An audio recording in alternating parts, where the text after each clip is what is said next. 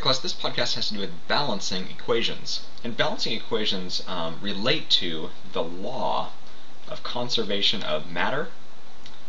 Law of conservation of matter. And the law of conservation of matter basically says that matter is neither created nor destroyed in chemical reactions. So, what we start with has to equal what we end with. Alright? So again, the law of conservation of matter says that energy is neither created nor destroyed, or matter is neither created nor destroyed. So stuff that we begin with are what we call the reactants.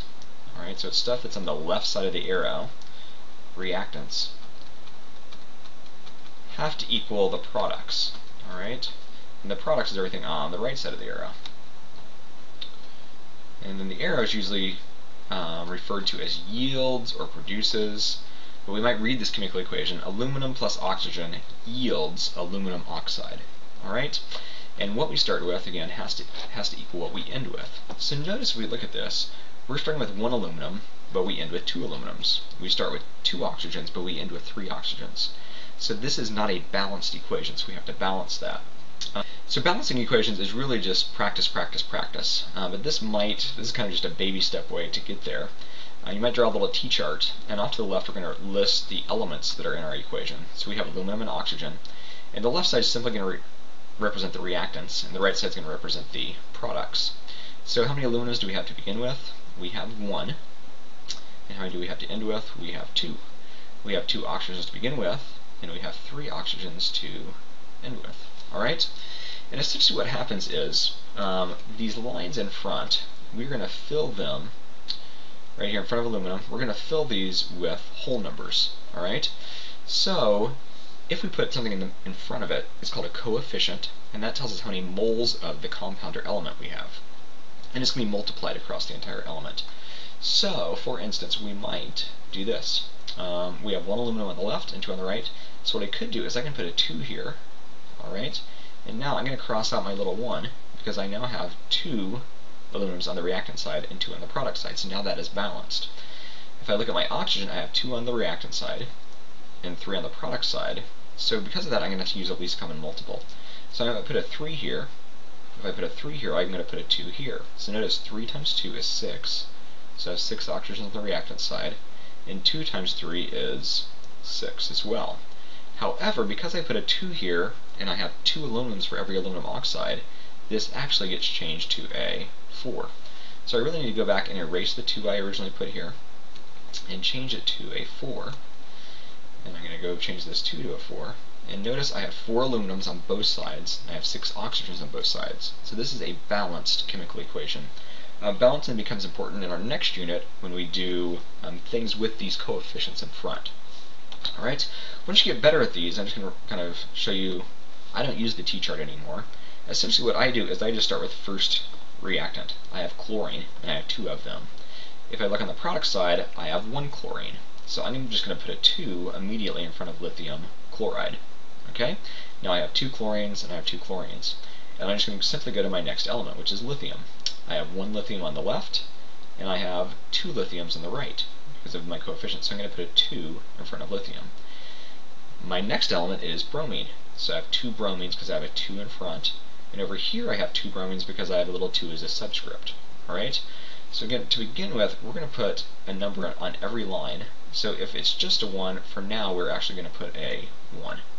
So this ratio is a 1 to 2 to 1 to 2 ratio. Just like our first example is a 4 to 3 to 2 ratio. Similarly, on our next one, I have 8 S's on the reactant side, and on the product side I have 1 S. So I need to get 8 S's on my product side. So in order to do that, I'm going to put an 8 in front of my entire compound. So if I look at oxygens, I have 2 oxygens on the left, but I have 8 times 3, 24 oxygens on the right. So in order to get 24 on the left, what do I need to multiply 2 by to get 24? I need to multiply it by 12. Alright?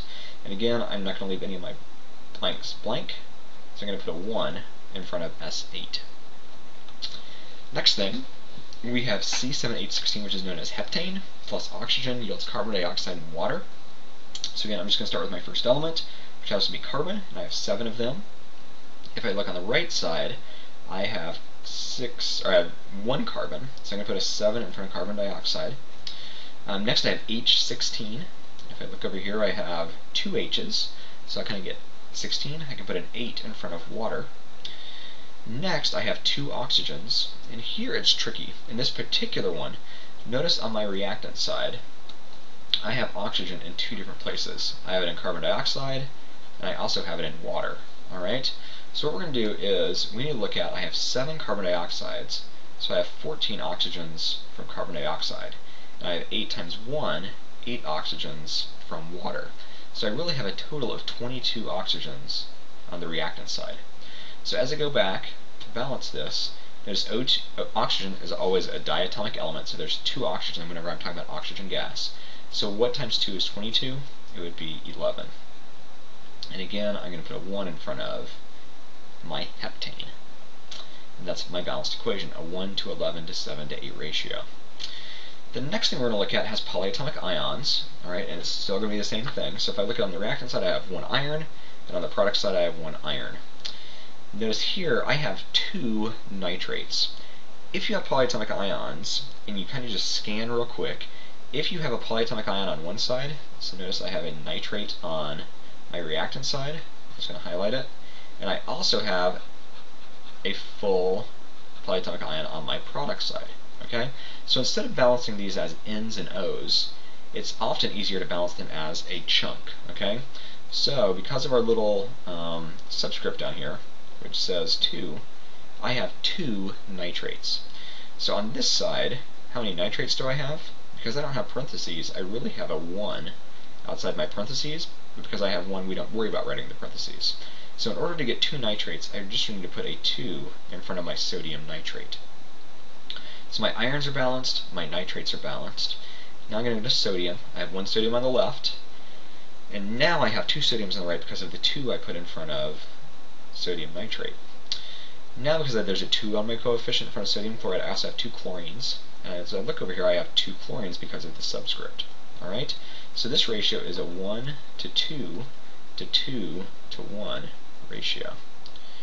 And that is just some examples of balancing. You might use the little T-chart to begin with, which is kind of up here at the very top. It's kind of just baby steps, and hopefully you don't need that for very long, but you might use something like that. Always be on the lookout for things that have multiple elements on the same side, but are in 2 different compounds. And typically with polyatomic ions, balance them as chunks. There's some reactions where they actually fall apart, and you'll have to balance them as N's and O's, or S's and O's, or C's and O's. But if you see them on both sides, balance them as chunks, and that saves you quite a bit of time. So that's balancing equations.